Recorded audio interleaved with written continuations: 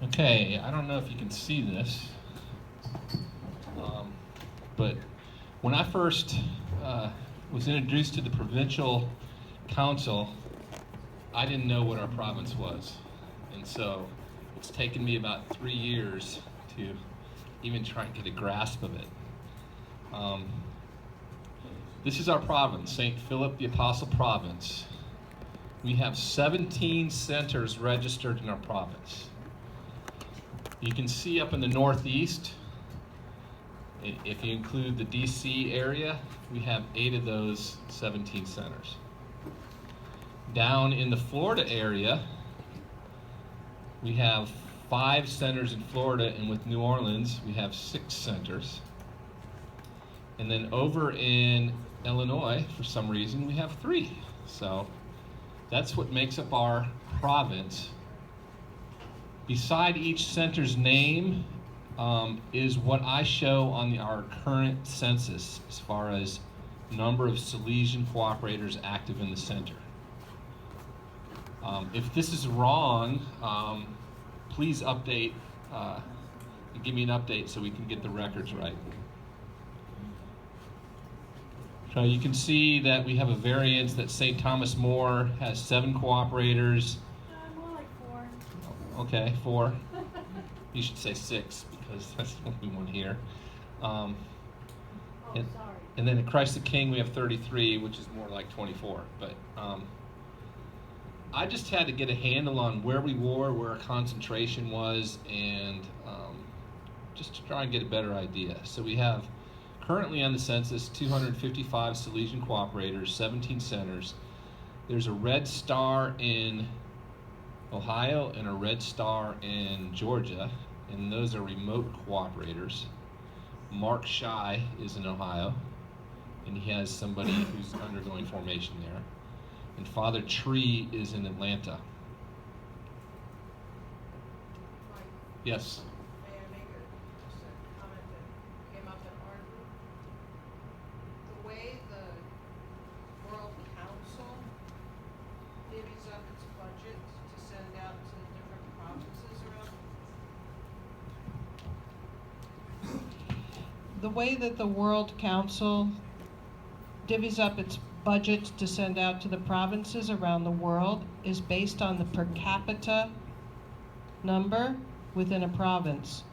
So if we're putting down on the books that we have 350 cooperators in St. Philip the Apostle Province, and we really have 200 active cooperators, the World Council is saying, oh, they have 350 people who can contribute to this budget.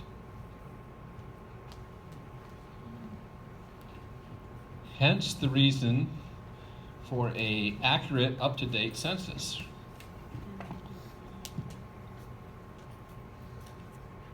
Now the ones in yellow, probably the people from Miami can tell me what's new about that, but the centers in yellow are the ones that became centers since our last Provincial Congress. That's So, awesome. so if you think about it, 4 of the 17 centers are new since 3 years ago.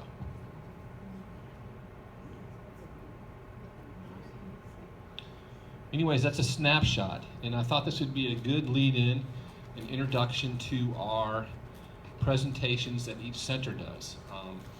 I've talked to a number of you, and most of you have deferred until tomorrow morning, but there are a few who wish to go tonight. So I'm going to start with,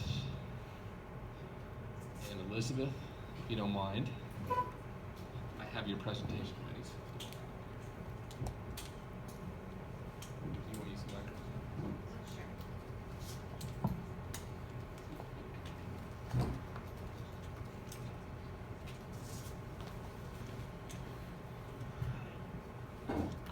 My name is Elizabeth Woldzmerski. I'm from the St. Mary Mazzarello unit. We took our promises 2 years ago. Our unit came together. So we are in St. Charles, Illinois. We are, the next slide, our unit consists of 3 different parishes. St. Patrick's and St. Charles is our home base, but there are 3 churches that we're involved in. So St. Patrick's, St. Elizabeth Ann Seton, and St. Francis de Sales. So we come together once a month to support each other in our individual ministries, but also to plan unit events. All right. So, our next slide.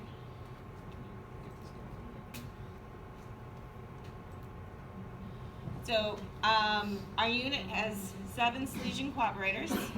It had 8, but Janice is coming back to you guys. So, and we have 6 formation candidates that are currently being formed in Crystal Lake. St. Francis de Sales Church. Kathleen is out at that church. She created a youth group / oratory based on St. John Bosco's How to Create an Oratory. She serves the middle school population and shares a lot of the YouTube resources of the DB Good Nights with the youth. And then my parish is St. Elizabeth Ann Seton. For the past 3 years, we've had an annual St. John Bosco game night for junior high students, just a way to come together and celebrate. My pastor has asked me to train our catechists in the preventive system, so I've done that for the past couple years. The formation group is based out of that church. Every summer, for the past 2 summers, we've done a St. John Bosco book club. That's actually where our formation candidates came from. They started off in the book club, and then I said, hey, do you guys want to take Salesian spirituality further? And that's where they came from. I am in the process of getting up and running our Bosco Youth Education for Children with Special Needs. We had a need in our parish for kids with severe cognitive delays or on the spectrum. They want to receive their sacraments. And Father has given me the blessing to take the John Bosco and Mary Help of Christian as our patrons as we move forward in creating that program so all kids can receive their sacraments. All right, next slide. And then St. Patrick's Parish, the sisters had started a Salesian preschool there, and it has remained a Salesian preschool. You can see you got the little ones here doing a May crowning. They celebrated the Feast of St. John Bosco. I don't know who they got to dress up, but they celebrate the feast days there. The other cool thing that I couldn't get the picture of was their certificates when they graduate preschool have Mary Help of Christians and the Salesian armor on it. So, 2 retreats, Jesus and Me and Vacation Bible School, we've been able to have an influence and tie in Salesian spirituality. And our confirmation small group leaders were introducing the Salesian saints. One annual event we host together is a St. John Bosco family gathering. We do a big taco bar, playing games for the families, and just a way to show our presence in the parish at St. Patrick's. And then lastly, we just got a lot of prayer intentions. A lot of our cooperators are going through some illnesses, and we had someone lose a husband, so we've got our prayer intentions for healing and comfort for our cooperators. All right. Thank you. Do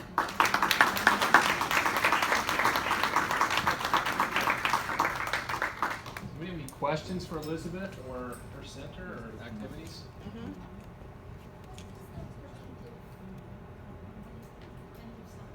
Preventive system? That's St. John Bosco's way to interact with the youth. So his reason, religion, and loving kindness, and teaching our catechists how to use those 3 basic principles. And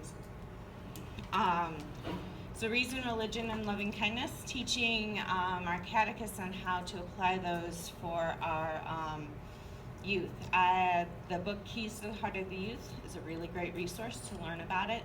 We've had most of our catechists read it, and that was our first St. John Bosco book club.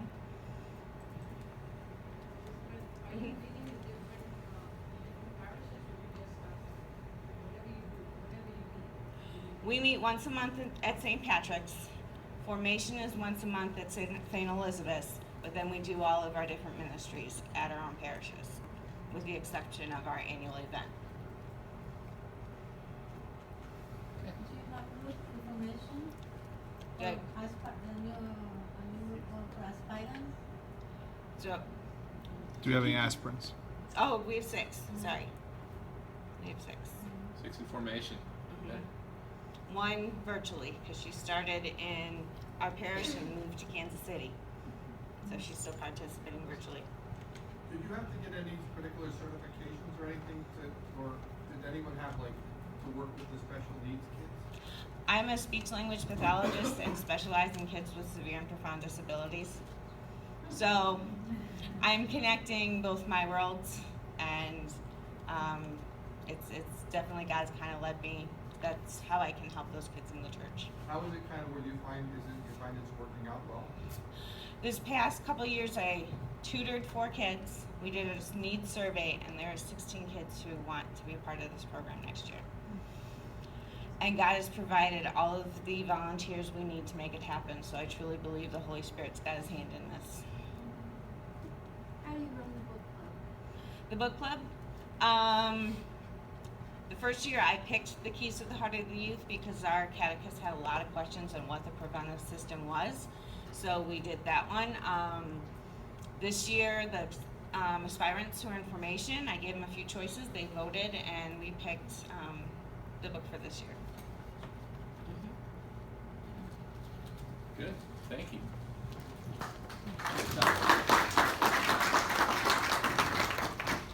And you're a new center, correct? We are a new center. Wow. Well, we saw our picture, so I'm just gonna. Go ahead. Why don't you introduce yourself and everything? My name is Chris Crowdy from Miami, St. Francis de Sales unit. This is Elena Capablanca, also from Miami, St. Francis de Sales. We have 12 new units. We're the baby unit, I guess, of the crew, correct? We're the youngest unit back in January? You are the youngest unit. Youngest unit, okay. So we have 12 of us, and I consider us spoiled as a unit because we started off with parish, and you're not only in one parish, you're in 3 parishes, my Lord, that's all over. We have the advantage of, out of the 12 members of our unit here who took vocations, 10 of them are actual faculty members at Immaculata LaSalle High School. So it's really, it fits right into the whole scheme, the whole Salesian system, reason, religion, loving kindness, preventative system, all those that were mentioned before. We do have 2 other people, correct? We have Dr. De Leon and his wife. And that is the connection we need in the community over in the hospital. I just talked to Dr. De Leon, and he actually has 3 people that are interested in starting the formation from Mercy Hospital. So that's branching out into the community outside the school. In terms of where we're going, in the next 3-4 weeks, our first meeting in August, we will pick our council. We have not yet picked our council. That is one of the deficiencies of having a bunch of educators during the summer. They tend to scatter all over the place, and so they have scattered, but we will be back together in August again. But one of the goals that we came up with in terms of the immediate future as a unit was to address a need that we saw blaring in our community. We have a large Catholic community. The school is 98% Hispanic, and they associate in a Catholic sense in terms of sacraments, and they know their prayers for the most part, and they go and all that. But one of the deficiencies they have is if we don't give it to them in their school, part of the Strena and part of the Holy Father was this return to family, what is the Catholic family. So that came up in our last 2 meetings, and we came up with a plan, hopefully, we'll see where it goes, where we start addressing what is the Catholic family and try to bring the family together with the school and the school's philosophy and all that. Our first step is to not deal with the whole school, all 861 kids, but to deal with the incoming freshmen. We're going to start at freshman orientation. We've brought a monk out of Belmont Abbey to talk about his specialty is the Catholic family, linking him to Francis' message and all that. So he's going to present as a beginning of this formation for our freshmen. and their parents, because we find it a big problem when we give them their sacraments and we give them Mass once a month, twice. We offer Mass every day, daily Mass, all this stuff, but they don't get it outside the family, which is the primary educators. So as a unit, we decided, as a unit of educators, that we were going to try to meet that need of the family. We'll see how it works. I'll be back. I'll send an email. I don't know how it's going to work. You have any? That's it. That's where we're at right now. Any questions? We're young now, so be nice. Chris, how many years have you been at LaSalle High School? Couple years. 25 years. I was her teacher. Yes, Father. Is this program for freshmen, is it mandatory or optional? Well, we have a held audience the first freshman orientation. Okay, so to answer your question with Christian love, it's mandatory, the first one. And then from there, we hope that there's that thirst and hunger that, hey, this is great. Because freshman parents come in, and believe it or not, they're like, oh, whoa, we're excited, we want to be, okay, we're going to call your bluff. Come, let's go. Okay, so that's our plan. And the best laid plans of mice and men oft go awry, but we're going to see how it goes. And did you have to fight off, like, I don't know, jealousy on the part of any other groups within the school community? No. No, because quite frankly, many of those up there, there's 1, 2, 3, 4, 5, 6, there's 6 alumni up there of the LaSalle community who graduated from there. And the rest of us have been there a long time, so there's kind of, I guess, a respect thing. If there's jealousy, it didn't say, well, what does that mean now that you're, no. I didn't see it, I didn't feel it. Or I just didn't care Pretty one. much each department and the school is represented here. We have somebody from science, I'm from art. So it's a nice mix of kids, so we hope it, yeah, yes, sir. Where did you make your promise? Was it at a school Mass or? This is on the Feast of St. John Bosco. Okay. And we have we use our gymnasium, so we have to set that thing up with Mass, and we brought down, and we were graciously attended by our. Was there any interest, like what is the Oh, Salesian yes. Cooperator and people? Yes. ask? Oh, yes. They were asking. Yes, and it was explained, and believe it, St. John Bosco is known at this school. Okay, the kids know what Donnie B is all about, and Mary Mozzarella, and they understand. That doesn't necessarily mean they live it outside, and that's where that connection needs to begin to form a little bit. Any other questions? Yes, ma'am. This was done, you said, at the Feast of St. John Bosco. Yes. Correct. Is it a normal celebration for the school that day, and is it part of the? Oh yeah, we have games all day long. We have celebrations, meals. We feed them. We usually bring our sister school from Naples over. They bus them in. The one time we bussed over there, busing 900,000 people is a lot harder than busing 300. Okay, so we didn't do that ever again. No, what I meant is, so when you had when you guys made your promise. The whole school's there. The whole school. The whole school was there and all the faculty. Plus Naples. No, it was yeah, plus Naples, yeah. Great. So everybody was there. Yes, Father. You know, it struck me as I was celebrating that Mass, you know, what do these other teachers think? And what do the kids think? You know, and I said, well, they think that this is some elite group or something. And it struck me that while I hadn't been down here for a while, I've seen a lot of the students and of the faculty when they would come up or go around to different programs. And these people were with them. So the kids are there, and they're making a promise to follow St. John Bosco and his work with the young. And they've got experiences saying, that makes sense, because I see them every day. They're with us all the time. So for them to do this, it's just natural. Of course they would. And it was a great amount of enthusiasm. Can I just say one other thing on that? The first time Sister promoted becoming a cooperator, she comes to me and goes, Chris, you want to become a cooperator? I said, well, I know what a cooperator is and all that. I understand. But why would I? I already do the LRs. I already do the sports. We always do the classroom. We're always accompanying the kids. So what would I? Well, it's a fulfillment more of your spirituality, which is what I found over the formation period. So it's interesting. I just wanted to say, and I'm not sure who it is, but I want to say bravo and thank you to whoever it is who coordinated this and formed you people. That was probably Provincial. Sister Kim. Yeah. Sister Kim with Yeah. help from Chrissy Arnold. Yep. Yep. And they promoted it, and we got, and we're probably going to get another pack together too. Great. Hopefully with some outside in the community too, so it doesn't become just a LaSalle High School thing. There's the LaSalle, I'm sorry, Immaculata LaSalle High School. It doesn't become, I don't want it to have necessarily that identity. I'd love to, we'd all love to have it part of the community, because you know, and we have another unit down there too, Laura Acuna, so it works. You know. Any other questions? Thank you. Good job.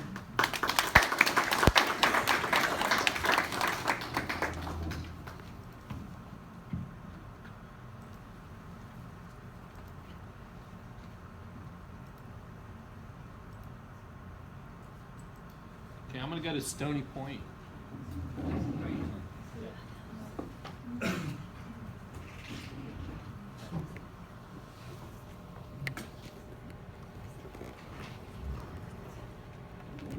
Just grab that mic right there.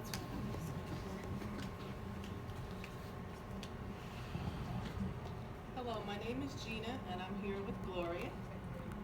Oh, just have my phone, so you hold Hello? your mic. I can hold it. I'm here with, my name is Gina, and I'm here with Gloria, and we represent the Stony Point, New York unit. That's right. As of June 2017, our unit has approximately 17 active members. This is slightly down from a few years ago. Recently, some have moved out of the area, while others are aging out. In every case, our unit strives to keep in touch with everyone who wishes to stay connected with our unit. We currently have 2 individuals in formation. Our unit's coordinator is Walt Falamar, and Kate Armstrong is our assistant coordinator. Lynn Donovan Krakauer is our secretary, and I am the unit's treasurer.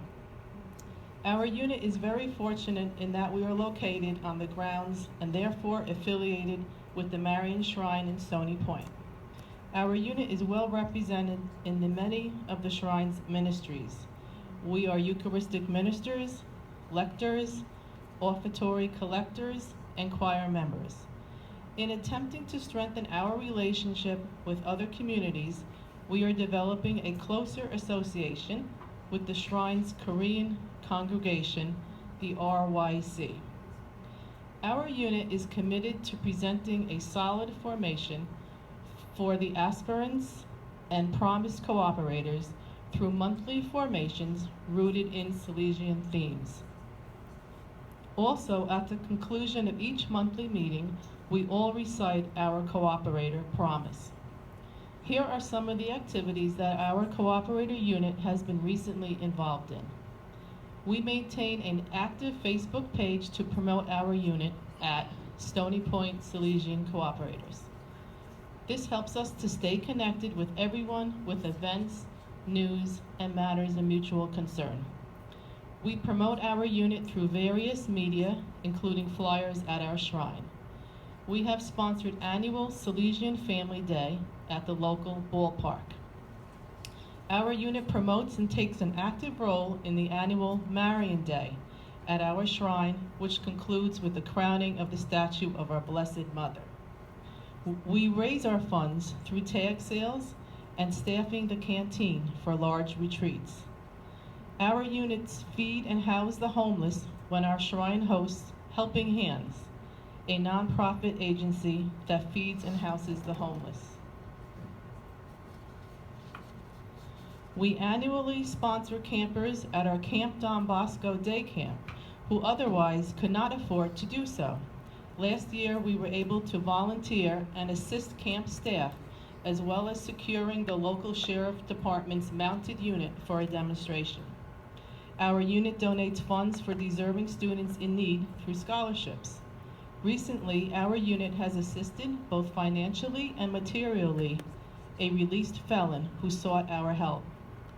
We participate in Adopt a Sister with the FMAs in New Jersey.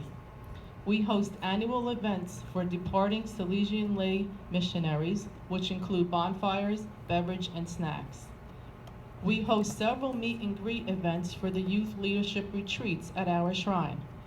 As we host these events, we also introduce participants into what the Cooperator Call is all about. Our unit attends ordinations and other significant events, as well as supports one another in times of need, especially with prayer. For example, since our shrine is not considered a church, only funerals for religious are permitted. Our coordinator's mother passed in 2016, and because of his affiliation with the Salesians through the Cooperators, was allowed to have his mother's funeral at the shrine.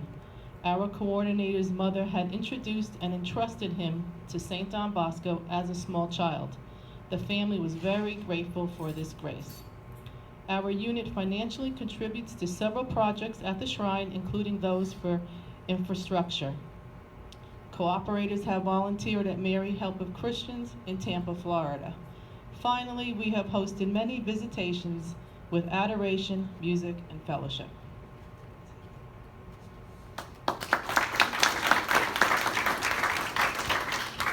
Any questions for Stony Point?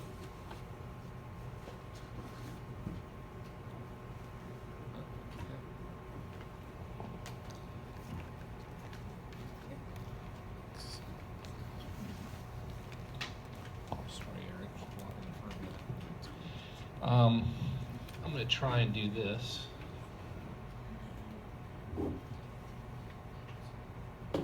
Does anybody else want to go, or I was going to go ahead and do Christ the King Center, unless everybody wanted to wait till tomorrow for their presentations.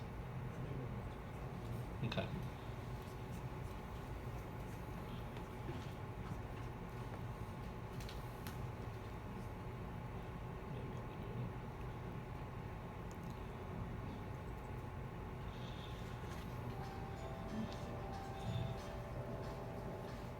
I'm sure other parishes do this, but we have a ministries fair, and this year, this is a video of our ministries fair presentation for the Salesian Cooperators, so I thought I'd just play it. This is part of what the Salesian Cooperators do in Tampa. The pictures you just saw was part of the Salesian Youth Day that we do with Mary Help of Christians in St. Joseph. This is that was our latest class. These are a couple New Promise Cooperators.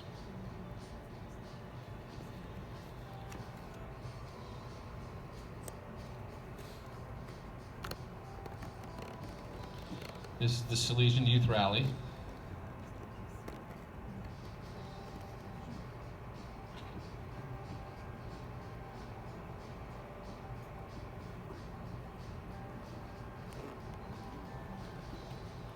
Father Steve, if you don't recognize him.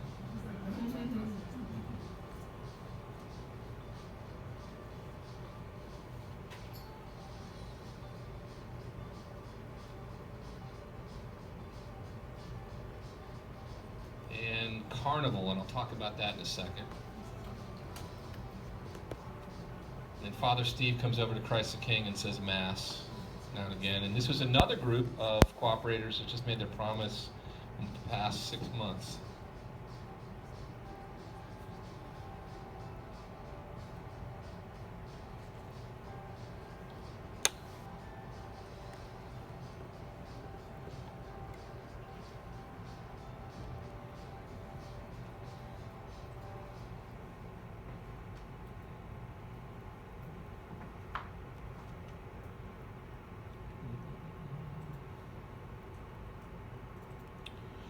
So one of the things that we did, a couple of us did, is at the local high school, we introduced a service opportunity where at the Boys and Girls Club at Phillip Madonna, we went ahead and had a Christmas party for those who were going through some difficult times, some youth were going through difficult times in their life, and with the help of the Salesian sisters there at Villa Madonna, the local high school group got a good introduction to what it means to give back to the youth. And I'm going to show you the next picture here. And you can see that there was a little joy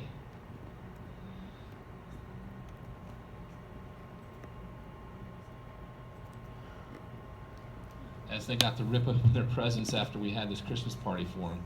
So this was the third time we've done this, and it's a great event. Another event which we had was Carnival, and last time I was here in 2014, I talked about an event we had started in Tampa, and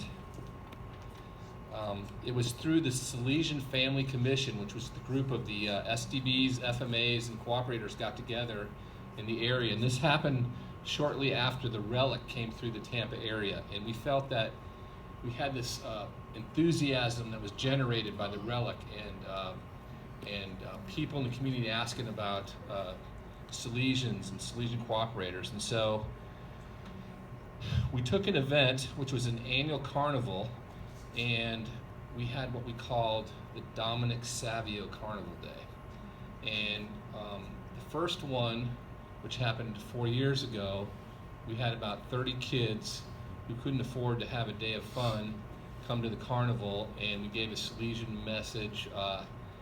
Father Steve talked at it, and it went off very successfully. This past year, the 4th annual Dominic Savio Day, I got up at the pulpit in Christ the King and asked for donations to support this. And after Mass, I had individuals coming up, 2 different ones, that say, we want to support 100 kids each to go to this event. And I said, that's great. We weren't set up to have that many kids, but we have them. But it just goes to show that reaching out to the community can do wonderful things. But what did happen was Jesuit High School contacted me and said, hey, we were just looking for something fun to do with these migrant children. And the migrant children are the ones who follow the crop cycle around with their families, and they pick the crops. And the migrant children, the Jesuit students tutored them. And as a reward for good scholastic studies throughout the year, they wanted to go ahead and do something fun. So we were able to give an opportunity to over 30 migrant children to come to the carnival. So that was really, it was really amazing to see that joy in their faces for doing good work. But this event that started out as just an idea has grown, and now we get, last year was over 200 kids. So, we hope for big things in the future. We had 2 Promise events that happened. And right now, as you can see by the map that was up there a few minutes ago, we have 33 active cooperators. So I think at Christ the King, there's what started out as we didn't really know what we were doing. And I don't know that we still do, but more people want to jump on the train and follow, so that's a good thing. So, any questions? Okay, yes? What's it like working where you have there's 2 units in Tampa, right? Are you far apart, or do you coordinate? There was actually 3 units, because St. Pete Catholic High School was right across the bay within 20 miles. We do events together. Like at Mary Help of Christians, they'll have a formation day, or we have the Salesian Youth Rally out there. We try to do a few things a year. We're each separate, but we see that we can do so much more when there's more of us involved from all areas. So if we can get together with Villa Madonna and the sisters there, and Mary Help a Christian and Christ the King, the events that we have are so much more fruitful.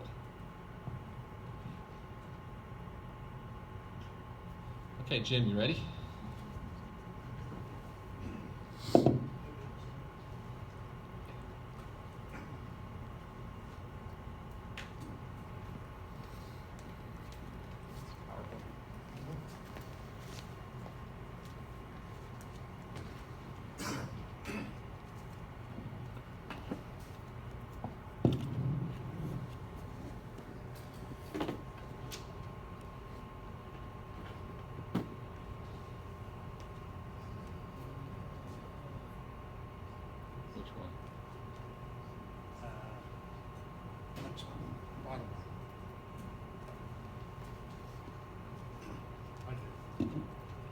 Okay, I'm here representing the Orange unit today. Paul is here. Janice will be coming tomorrow. So this was a report prepared by our coordinator, and we can move on. This is just the contents of this particular slideshow, so we'll just move on one more. Okay, this is our Orange Council members. We're a very small unit. I need to explain. This unit started in South Orange 24 years ago. So the oldest cooperators in the unit are 24 years, and they're both sitting in this room, which is Paula and I. But the unit has gotten older over the years, so we've had a lot of attrition due to age, death, and so forth. And the young people that we have attracted into the unit, for the most part, have made their promise with us and then moved on. One to St. John's University, one over to Dayton University. So while we haven't been able to keep them within our unit, we've sent a few cooperators out there anyways. This is our council. Andrea Zimmerman, Ann is treasurer. Bridget Dole is our temporary secretary, and really temporary because she's in a senior care assisted living at this point in time. And I'm the formation person, and you all recognize that beautiful woman next to me, right? The meeting place, we're at the House of Formation. This is a really special thing that we've had since we started in South Orange, and when we moved to Orange, our unit our center has always met in the House of Formation for the SDB. It allows us to hear and witness the vocation of many young men. We get to share with them during our monthly meeting and during many things that happen in the center. In many ways, when we talk about our mission being the youth for the Orange Group, for many of us, are these young men who are the seminarians and the priests of the future. So we kind of act as the parents and grandparents of these young men while they're away from home. We have one aspirant, Phillip, and Phillip will make her promise in January at the Feast of Don Bosco. Phillip has been in formation with us for about 3 years. She's been also doing graduate degree in education and various other things, but she will now be making her promise. And Phillip is a good choice for Orange and a good choice for Salesians. But because the Orange Our Lady of the Valley Parish is slowly becoming more Hispanic, this is going to be a good inroad into the Spanish community because Phillip is very active in the local Spanish community.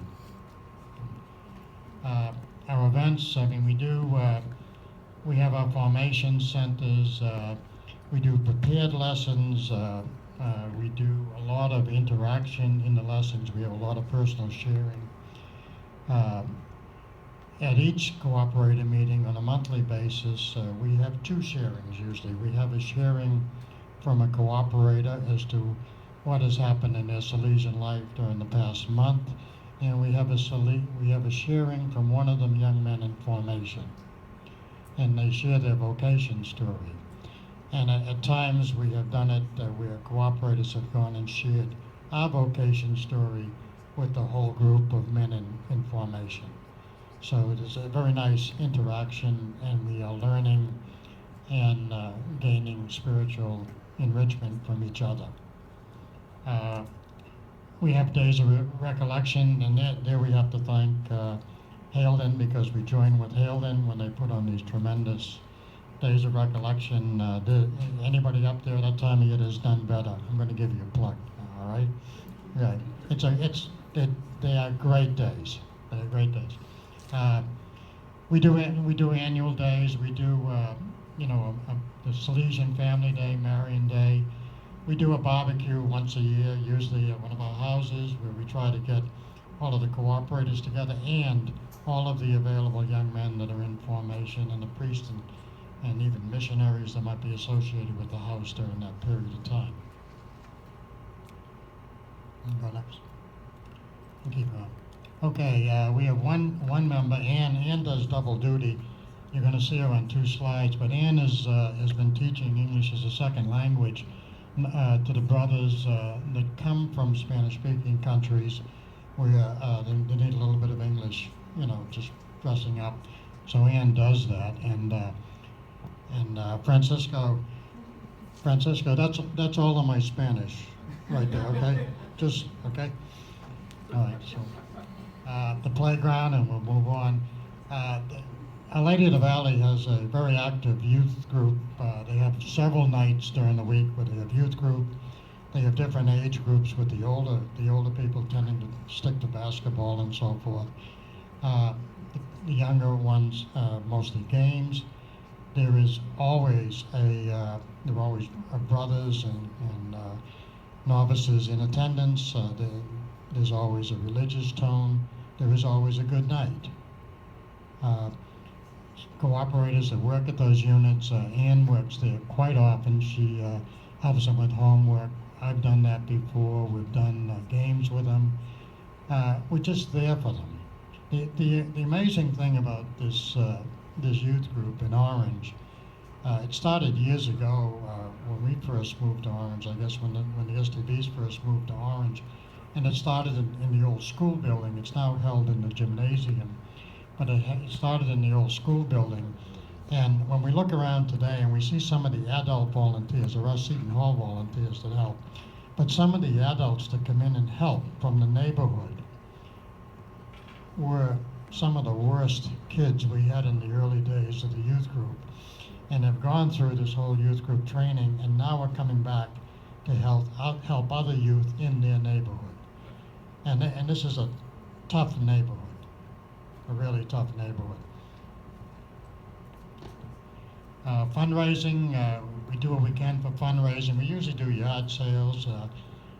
I won't even call them yard sales. They're really kind of whatever's in your basement attic type sales. We do them, and we usually do them on a Sunday. We catch 3 masses, and we generally make anywhere between $600 to $800, and then we split that money up about cooperators in need, but not so much that. The Don Bosco Summer Camp, we try to pay at least part of the tuition for a number of kids. We try to give something to the House of Formation. We do get supplies for English as a second language.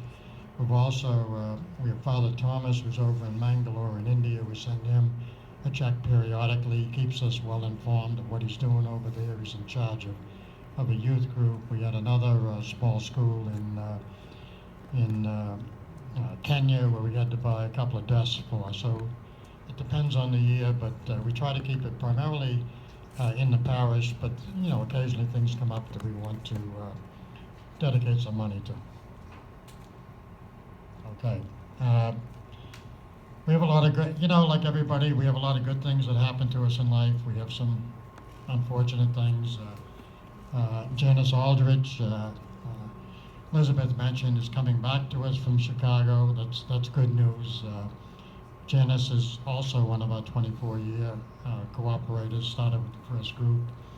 We have Pila starting we're going to be taking her promise in January. We have a lot of different fun times, including the barbecue. We have some less than joyful occasions. We have Bridget is in assisted living. We are concerned over the depletion and the aging of the unit, obviously. We've had at least 3 deaths in the last 3 years. And Bridget's 82, roughly 82, but she's not the oldest in our unit. We have older people even. So we need some new blood, like I believe everybody does. So that's kind of Orange, okay?